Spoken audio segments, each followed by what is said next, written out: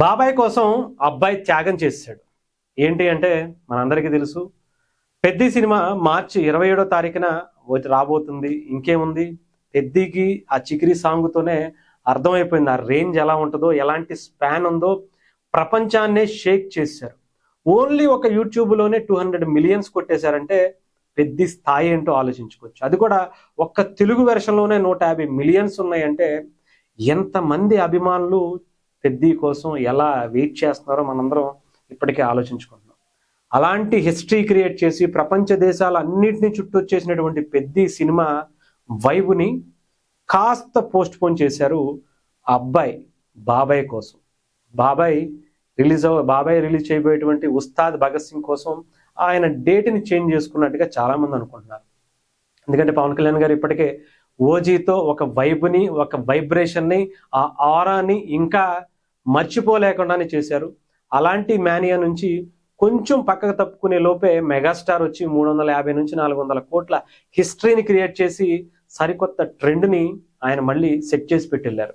ఇక అబ్బాయి వంతు అనుకునేటువంటి ఈ టైంలో అబ్బాయి కాదు మళ్ళీ బాబాయే ఓజీకి మించి హిట్ ఇవ్వడానికి మార్చి 26న ఉస్తాద్ భగత్ సింగ్ రిలీజ్ చేయడానికి సిద్ధమైనట్టుగా తెలుస్తుంది. బాబాయ్ వస్తే మరి ఆ అబ్బాయి డెఫినెట్గా అడ్డు పడదు కదా, అందుకోసమే. అంతేకాదు ముఖ్యంగా సినిమాకి సంబంధించినటువంటి కీలక సన్నివేశాలన్నీ కూడా కొన్ని షూటింగ్ ఇంకా చేయవలసి ఉంది. దానికోసం కొంచెం టైం తీసుకుంటేనే బెటరు. రెగ్యులర్ షూటింగ్ జరుగుతుంది, చాలా వేగంగా జరుగుతుంది.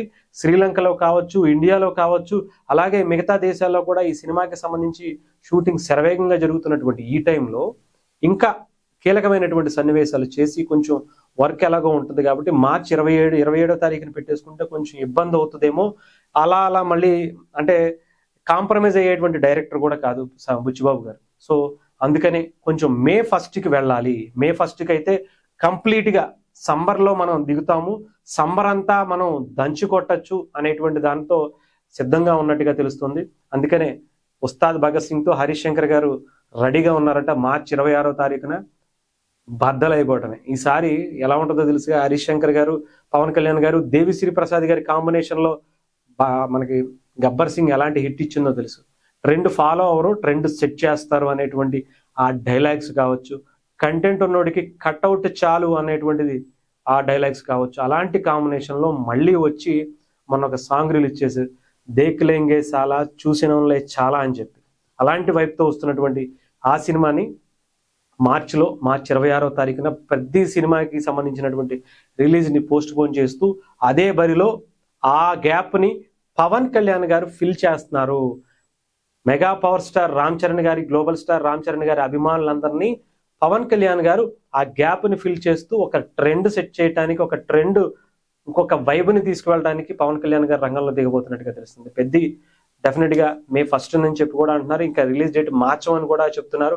అంతేకాదు మళ్ళీ జూన్ 10వ తారీఖు ఎప్పుడో విశ్వంబరాతో మళ్ళీ బాబాయ్ కాదు, అబ్బాయి కాదు, ఈసారి మెగాస్టారే మళ్ళీ ఇంకొకసారి రంగం సిద్ధం చేసుకోబోతున్నట్టుగా తెలుస్తుంది. ఆ తర్వాత కొరియన్ కనకరాజు, ఆ తర్వాత సంబరాల ఏటుగట్టు 1 by 1 దంచి కొట్టబోతున్నారు మెగా హీరోలను కూడా చెప్పచ్చు.